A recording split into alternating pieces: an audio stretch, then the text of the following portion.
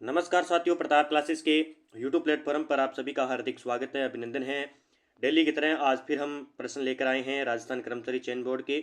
और पेपर है हम आज हमारा जेईएन मैकेनिकल डिग्री 2016 का पेपर है। और वैसे हमारी जो पेपर की क्रम की संख्या है वो 8 नंबर आ चुकी है। तो अच्छे तरीके से डेली हम 50 क्वेश्चनों की रिवाइज करते हैं राजस्थान जीके के।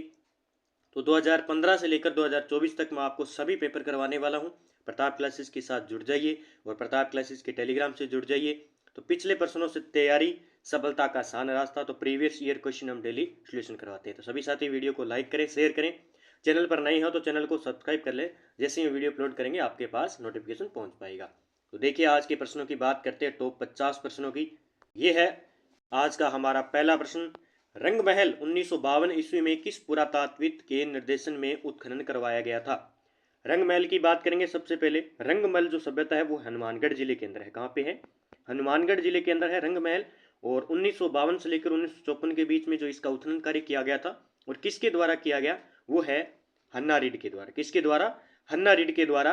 रंगमहल में पुरातात्विक जो उत्खनन करवाया गया था वो हन्ना रीड के द्वारा। हन्ना रीड थे, होलगर थे, अर्बन मैन थे, के एरिक्सन थे। ये क्या थे? ये सारे के सारे रंगमहल के अंदर उत्खनन करने आए थे। ठीक है, ये जो दल था वो लुंड विश्वविद्यालय की स्वीडन दल द्वारा पुरातात्विक शास्त्री थे। ये सारे के सारे हनारीड थे, होलगर थे, अर्बेन मैन थे और के एरिक्सन थे। तो इतना थोड़ा सा आपको याद रखना है। रंगमहल याद रखना, रंगमहल है हनुमानगढ़ पे और हनुमानगढ़ में और हन्नारीड के द्वारा। अगला प्रश्न है कि राजस्थान की किस पुरातात्विक स्थल से अपोला टोड्स का सिक्का प्राप्त हुआ है? गजब का प्रश्न है। अपोला टोड्स, अपोला टोड्स यानी एक यूनानी शासक था, उसका नाम क्या था? अपोला टोड्स, यूनानी शासक था। उसके क्या बने हुए सिक्के मिले थे। अब कहाँ पे मिले? अब ये मिले थे रेड के अंदर। और ये रेड किस जिले में है? टोंक जिले के अंदर है। रेड की बात करेंगे, सभ्यता टोंक जिले के अंदर है। नदी आपसे पूछे तो ढील नदी। ठीक है, ढील नदी, ढील नदी के ऊपर स्थित है। उत्खनन करवाया करवाया था जो है उत्खनन, हम बात करें सर्वप्रथम जो उत्खनन करवाया था वो दयाराम साहनी के द्वारा। फिर अंतिम रूप से उत्खनन करवाया था इसका डॉक्टर केदारनाथ पुरी के द्वारा। इसे राजस्थान का जो है प्राचीन टाटानगर के नाम से भी जाना जाता है। यहाँ पे लगभग 3075 या लगभग 3000 कुछ के आसपास आहत मुद्रे पंचमारक सिक्के भी मिलने हैं। और यूनानी शासक अपोलो डोट्स का भी सिक्का यहाँ से प्राप्त हुआ है, रेड टोंक से। ठीक है, सुनारी सभ्यता कहाँ पे? झुंझुनू के अंदर है। रंगमहल हनुमानगढ़ में आ गई। बरौर सभ्यता बताइए कमेंट बॉक्स में कहाँ पे है। मैंने बताया है कल ही। 12 कोटड़ी के नाम से कौन सा राज्य प्रसिद्ध था? 12 कोटड़ी के नाम से प्रसिद्ध राज्य था वो था आमेर। आमेर को 12 कोटड़ी के नाम से जाना जाता था। अगला है कि बीकानेर शासक करण सिंह किस या कौन से मुगल सम्राट के समकालीन थे? बड़ा गजब का प्रश्न है। महाराजा करण सिंह जो कि बीकानेर के शासक थे। और ये जो शासक थे वो थे शाहजहां और औरंगजेब के शासनकाल में, क्योंकि इनका जो कार्यकाल था वो 1631 से लेकर 1669 तक इनका जो है कार्यकाल रहता है अपने करण सिंह का। और ये सूर सिंह के पुत्र थे और इन्होंने शाहजहां की सेवा की थी। और लगभग हम बात करें तो करण सिंह को शाहजहां ने 2004 व 1500 सवार का मनसूब दिया था। तो धीरे धीरे ये बढ़ाई भी गए थे आगे। फिर बीकानेर के ये प्रतापी शासक भी है। और मतीरे की राड़ हुई थी इनके बीच में और एक अमर सिंह राठौड़ के बीच में। अमर सिंह राठौड़ और करण सिंह के बीच में कौन सी? मतीरे री राड़। कौन सी? मतीरे री राड़ हुई थी। ठीक है, 1644 में ये बहुत बार पूछा जाता है। तो करण सिंह और अमर सिंह राठौड़ के बीच में, जिसमें करण सिंह विजेता रहा था। फिर इसी करण सिंह को औरंगजेब ने किसकी उपाधि दी? इनको जांगलदर बादशाह के नाम से कहा गया। क्या क्या? ये जांगलदर बादशाह हैं। फिर उसके बाद में इनके कुछ ग्रंथ लिखे हैं, जैसे इनके काल में कल्पद्रुम ने कल्पद्रुम लिखा गया था कृष्णानंद व्यास के द्वारा।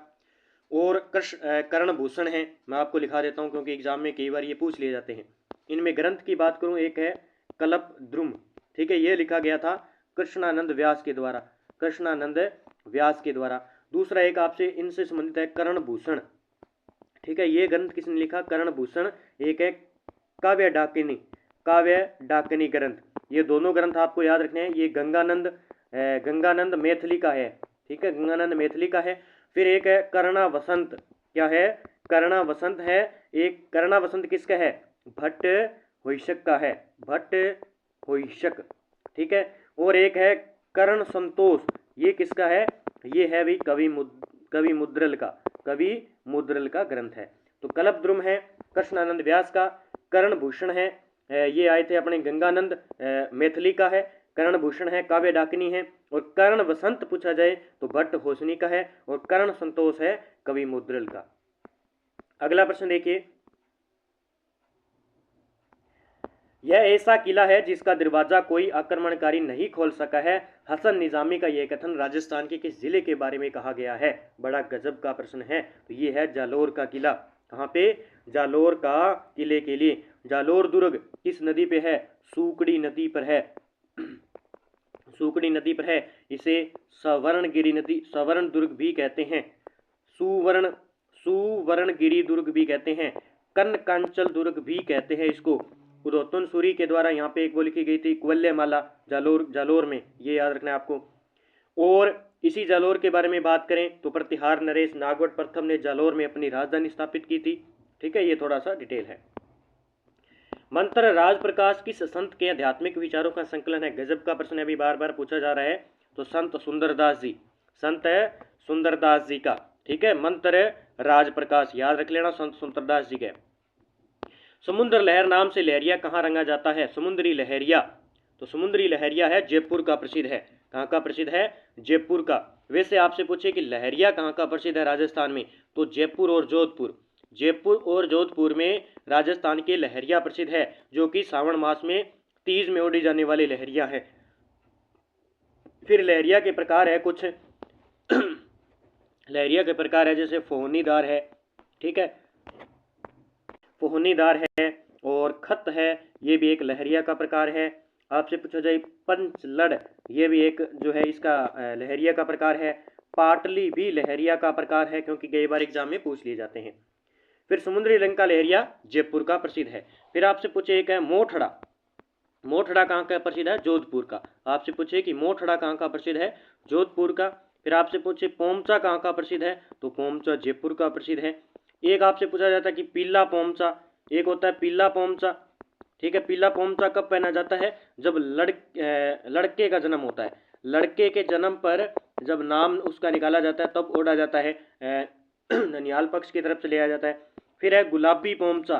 गुलाबी पोमचा है लड़की के जन्म पर, लड़की के जन्म दिवस पर जो ओढ़ा जाता है वो गुलाबी पोमचा। और लड़के के जन्म पर पीला पोमचा। और पोमचा जयपुर का प्रसिद्ध है, मोठड़ा जोधपुर का प्रसिद्ध है। अगला प्रश्न देखिए, बड़ा गजब का प्रश्न है। सुप्रसिद्ध कायाबेली ग्रंथ की रचना किसने की थी? सुप्रसिद्ध है कायाबेली ग्रंथ की रचना। गजब का प्रश्न है भी, अच्छा प्रश्न है और बार बार एग्जाम में पूछा भी जाता है कायाबेली। ठीक है, तो कायाबेली है दादू दयाल जी का। किनका है? दादू दयाल जी का ये ग्रंथ है, याद रखना है आपको। ठीक है, दादू दयाल जी के बारे में बात करें तो दादू दयाल जी 16वीं शताब्दी के थे। एक तो ये याद रखना है, किस कौन सी?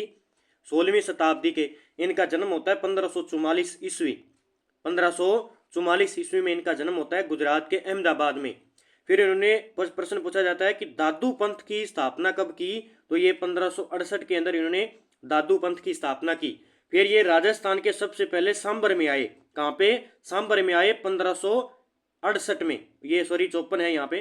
दादू पंथ की स्थापना 1554 में, और ये 1568 में कहाँ गए? राजस्थान का स्थान है एक सांबर। इनके द्वारा रचना है एक तो दादूरी वाणी, दादूरी वाणी और दादू जीरा दुआ। एक इनके जो कुछ है ग्रंथ है वो है परिचय का अंग, परिचय का अंग। एक है कायाबेली ग्रंथ, जो अभी प्रश्न पूछा गया ये है। फिर यहां से एक प्रश्न पूछा जाता है कि दादू दयाल जी ने अकबर से भेंट कहां पे की, कब की? तो 1585 में फतेहपुर सीकरी एक स्थान है। फिर जो पूछा जाता है एग्जाम में प्रश्न कि दादू जी का जो भाषा थी वो कौन सी थी? ढूंढाड़ी भाषा, ये बहुत पूछा जाता है। शिष्य थे इनके 52 शिष्य, और इनकी शाखाएं थी 6।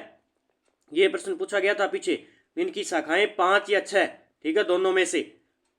एक तो है खालसा, ठीक है, नागा, एक है विरिक्त, ठीक है, एक है खाकी, और एक हम बात सकते हैं निहंग, या एक और भी मानी जाती है उत्तराध्याय व स्थानधारी। तो 5 या 6 दोनों में से एक हो सका। इसे राजस्थान का कबीर भी कहते हैं। पीछे हमने प्रश्न पढ़ा, उसमें शाखाएं 5 बताई गई थी। जो पेपर हमने रिवाइज किया था उसमें कितनी शाखाएं? 5 ही शाखाएं मानी गई थी। अगला, मालपुरा तहसील में स्थित डिग्गीपुरी में कल्याण जी का मेला किस भगवान के रूप में बनाया जाता है? तो याद रखना, डिग्गीपुरी में कल्याण जी का मेला जो भरा जाता है वो भगवान विष्णु को समर्पित है भी, भगवान विष्णु का। अगला प्रश्न देखिए, राजस्थान के किस क्षेत्र में रम्मत नाट्य का उद्भव हुआ? रम्मत नाट्य का उद्भव हुआ बीकानेर और जैसलमेर के प्रसिद्ध है रम्मत। याद रखना भी, बीकानेर और जैसलमेर की रम्मत प्रसिद्ध है। इतिहासकार डॉक्टर गौरीशंकर हीराचंद ओझा ने किस राजा को कान का कच्चा कहा है? बहुत बार प्रश्न पूछा जाता है, तो अजीत सिंह को। बार बार प्रश्न आता है, कान का कच्चा किस शासक को कहा जाता है? अजीत सिंह को कहा जाता है, और डॉक्टर गौरीशंकर हीराचंद ओझा ने यह बात कही है। टीडोराव अलेखू हिटलर पुस्तकों की रचना किसने की थी? टीडोराव अलेखू हिटलर पुस्तकों की रचना ये है चंद्र प्रकाश देवल की है भी, याद कर लेना। टीडोराव अलेखू हिटलर पुस्तक है चंद्र प्रकाश देवल की। राजस्थान के राजपूत राजाओं का एक परिसंघ बना दिया जाए, यह सुझाव किसने दिया था? यह सुझाव दिया था चार्ल्स मेटकप ने। चार्ल्स मेटकप ने कहा कि राजस्थान के जो राजपूत राजाएं हैं उनका एक क्या बना दिया जाए? परिसंघ बना दिया जाए। फिर है कि बूंदी प्रजामंडल की स्थापना किसने की थी? बूंदी प्रजामंडल की हरि नारायण शर्मा के द्वारा बूंदी प्रजामंडल की स्थापना की गई। अगला प्रश्न है, मत्स्य संघ राजस्थान का एक अंग कब बना? मत्स्य संघ तो ये बना 15 मई 1949 को, 15 मई 1949 को। अगला है कि कौन सा ग्रंथ पंडित विश्वेश्वर नाथ रेऊ द्वारा नहीं लिखा गया है? अभी ये प्रश्न आया था, तो इसमें हिस्ट्री ऑफ द राष्ट्रकूट ये इसका नहीं है, बल्कि काइंस ऑफ मारवाड़ लिखा हुआ है, इतिहास निवाज लिखा हुआ है, विश्वेश्वर कृति लिखी हुई है। इतना आपको याद रखना है। अब ये फिर आ गया, इजलास खास की स्थापना कब हुई थी? बार बार प्रश्न आ रहा है, इजलास खास की स्थापना कब हुई थी? तो ये हुई थी अपने, देखिए थोड़ा पीछे बड़ा हमने गलत कर दिया प्रश्न। देखो इसका आंसर जो होगा वो ये प्रश्न था यहाँ पे, कहाँ पे गया?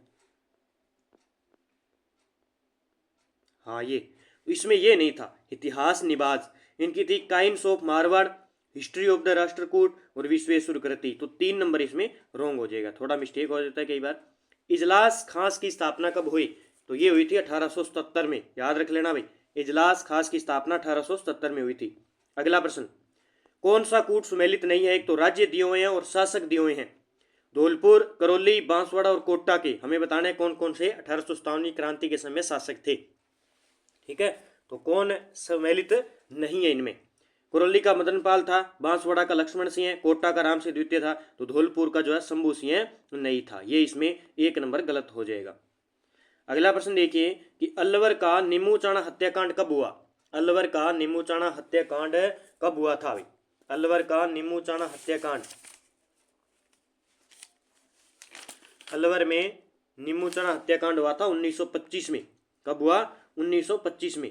अगला प्रश्न देखिए भी, राजस्थान के वे जिले जिनकी संपूर्ण राजनीतिक सीमा पड़ोसी जिलों की सीमा से लगती है। तो पड़ोसी जिले से राजसमंद और दौसा की लगती है। किसकी लगती है? राजसमंद और दौसा की जो है संपूर्ण राजनीतिक सीमा पड़ोसी जिलों की सीमा से लगती है भी। अगला प्रश्न देखिए, अरावली व विंध्यन के मिलन स्थल का भ्रंश कहलाता है। तो ये होता है मुख्य सीमा भ्रंश कहलाता है। अरावली पर्वत से संबंध पठार नहीं है। अरावली पर्वत से संबंधित पठार नहीं है। देखिए लासाड़िया का पठार, बोराट का, उड़िया का, मालवा का, तो मालवा का पठार नहीं है। राजस्थान के कुल क्षेत्रफल का लगभग कितना भाग थार मरुस्थल के अंतर्गत आता है? तो 61% भाग आता है। ठीक है, अगला, राजस्थान में बेणेश्वर त्रिवेणी संगम किन नदियों के मिलन स्थल पर स्थित है? बेणेश्वर धाम डूंगरपुर के अंदर है, वहां पे त्रिवेणी संगम बनता है। तो सोम, माही और जाखम तीनों नदियों का बनता है भी। अगला प्रश्न देखिए कि रूपनगढ़ है, मेंथा या मेढा नदी है, खारी नदी है, खंडेला, मौसमी नदियां किस झील में अपना जल उड़ेलती है? बार बार प्रश्न आता है, बार बार सांबर झील में। अब प्रश्न बार बार यही आता है कि सांबर झील में कौन सी नदियां गिरती है? रूपनगढ़ है, मेंथा नदी है, मेढा नदी है, खारी नदी है और खंडेला नदी है। ठीक है, याद रख लेना भाई। कौन सी समवर्षा रेखा राजस्थान को 2 स्पष्ट जलवायु भागों में बांटती है भी? तो हो जाएगी कौन सी भी, इसमें हो जाएगी 50 सेंटीमीटर रेखा, समवर्षा रेखा। लाल दोमट मिट्टी राजस्थान के निम्नलिखित में से किन जिलों में पाई जाती है? लाल और दोमट और मिट्टी ये अपने पाई जाती है। लाल दोमट मिट्टी बांसवाड़ा और डूंगरपुर में लाल दोमट मिट्टी पाई जाती है। राजस्थान में निम्नलिखित में से जिलों का कौन सा समूह है अवनालिका मृदा अपरदन से गंभीर रूप से ग्रसित है? तो कौन सा हो जाएगा? धौलपुर है, करौली है, सवाई माधोपुर और कोटा। ठीक है, अवनालिका अपरदन से ग्रसित जिले हैं ये। अगला प्रश्न देखिए, अगले प्रश्न की बात करते हैं। 31 मार्च 2011 की स्थिति के अनुसार राजस्थान में सर्वाधिक वन क्षेत्र पाया जाता है? तो उदयपुर और बारां जिले के अंदर पाया जाता है। बाकी आप नाने क्लासेस पर नई वन रिपोर्ट जारी कर दी गई है, वो वीडियो देख सकते हो। निम्नलिखित में से कौन सा राजस्थान वानिकी विकास व जैव विविधता परियोजना का उद्देश्य नहीं है? इनमें से तो इसमें उद्देश्य एक तो जैव विविधता संरक्षण है और वृक्षारोपण भी इसमें आ जाता है, पारिस्थितिकीय पर्यटन संवर्धन भी आ जाता है, बाढ़ नियंत्रण इसमें नहीं आता है। फिर अगला प्रश्न देखिए, राजस्थान में फ्लूरोसिस ग्रस्त कुब्बड़ पट्टी कहाँ स्थित है? तो कुब्बड़ पट्टी आपको पता है अजमेर और नागौर जिले में पाई जाती है। मरुस्थलीकरण का प्रसार राजस्थान में किन राज्यों की ओर हो रहा है? बड़ा गजब का प्रश्न है। तो दिल्ली से हरियाणा, हरियाणा उत्तर प्रदेश और मध्य प्रदेश, ये इसका आंसर हो जाएगा। ठीक है, मरुस्थलीकरण का प्रसार राजस्थान से किन राज्यों की ओर हो रहा है? तो यहाँ पे राजस्थान है तो इस प्रकार जा रही है। ठीक है, फिर दिल्ली है, यूपी है, उत्तर प्रदेश है, एमपी है। अगला प्रश्न, भारतीय कृषि अनुसंधान परिषद व कृषि व मौसम विज्ञान विभाग द्वारा राजस्थान को कितने प्रमुख जलवायु खंडों में बांटा गया है? बात कर रही है भारतीय कृषि अनुसंधान परिषद और कृषि व मौसम विभाग द्वारा बांटे गए हैं। तो इन्होंने बांटे हैं भी 5 भागों में। कितने भागों में? 5 भागों में बांटे हैं, याद कर लेना भाई। ठीक है, कितने भागों में? 5 भागों में बांटे हैं। किसने? भारतीय कृषि अनुसंधान परिषद और कृषि व मौसम विभाग के द्वारा। अमेरिकी कपास यानी नरमा राजस्थान के किन जिलों में उगाया जाता है? तो नरमा हनुमानगढ़ और गंगानगर में आएगा, जिसे अमेरिकी कपास के नाम से जाना जाता है। राठी नस्ल की गायें राजस्थान के किस भौगोलिक क्षेत्र में मिलती है? राठी गायें मिलेगी अपने उत्तर पश्चिमी राजस्थान में, उत्तर पश्चिमी राजस्थान के अंदर मिलेगी। कहाँ पे? उत्तर पश्चिमी राजस्थान के अंदर मिलेगी विराठी गाय। अगला प्रश्न देखिए कि इंदिरा गांधी नहर मार्च 2014 तक राजस्थान के कितने में सिंचाई क्षमता अर्जित कर चुकी है? तो कितने? लगभग 16 लाख हेक्टेयर पर। ये पुराना डाटा है भाई। राजस्थान की वह कौन सी एकांकी सिंचाई परियोजना है जिसमें जल संरक्षण हेतु फव्वारा सिंचाई प्रणाली? तो नर्मदा नदी आ जाएगा फव्वारा आते ही। ठीक है, अगला देखिए, ये तो पुराना है, सड़क घनत्व से क्या करेंगे। अगला देखिए, डेगाना जिस खनन के लिए प्रसिद्ध है वह है? डेगाना मैंने अब अच्छे तरीके से बताया, बार बार बताता जा रहा हूँ। तो डेगाना है तांबा के लिए प्रसिद्ध है। डेगाना की खान है तांबा के लिए प्रसिद्ध है, आपको याद रखना है। ठीक है, डेगाना तांबा के लिए प्रसिद्ध है। अब ये आगे उनके जो मैकेनिकल के प्रश्न है। तो ये हमारे राजस्थान जीके के प्रश्न थे 50। डेली हम इनका रिवाइज करते हैं। मैंने आपके कहा है कि जो भी आपको नया प्रश्न लगता है आप कॉपी पेन में लिख लीजिए, और बाकी आपको प्रश्न याद हैं तो वो अच्छे तरीके से याद है, वो नहीं भूलोगे। लेकिन जो नए प्रश्न हैं उनको अच्छे तरीके से लिख लो और आंसर उनका साथ में वन लाइनर लगा लो, ताकि आपको बार बार वीडियो देखना न पड़े। ठीक है, तो एक बार अच्छे तरीके से इनका रिवाइज करो और तैयारी करो, क्योंकि यहाँ से प्रश्न बार बार सीधे पूछे जाते हैं। अगर आप डेली वीडियो देखते हो ना तो आपके राजस्थान के सभी टॉपिक कवर हो जाते हैं इसके साथ, सभी के सभी। मान लो एक टेस्ट है, ये एक प्रकार का अभ्यास है आपका। अगर आप में साथ साथ में कमेंट में जवाब भी देते हो तो समझ लो आपके राजस्थान जी के अच्छे तरीके से तैयार हो रहा है। ठीक है, तो डेली पढ़ते रहें इन प्रश्नों को, क्योंकि बार बार देखो, इजलास खास को हमने कितनी बार पढ़ लिया है। ठीक है, ये मत्स्य संघ को कितनी बार पढ़ लिया है, क्योंकि ये बूंदी प्रजामंडल हो गया। तो ये बार बार प्रश्न आ रहे हैं। जैसे ये है तीडो राव है, लेखू हिटलर, इस प्रकार के प्रश्न आपको कॉपी में लिख लेने चाहिए, ताकि इस प्रकार के प्रश्न पूछे तो बाहर ना जाए। तो जय हिंद जय भारत दोस्तों, मिलते हैं अगले वीडियो के साथ में। तब तक के आप इन वीडियो को देखें और प्रताप क्लासेस को जरूर ज्वाइन करें। जय हिंद जय भारत।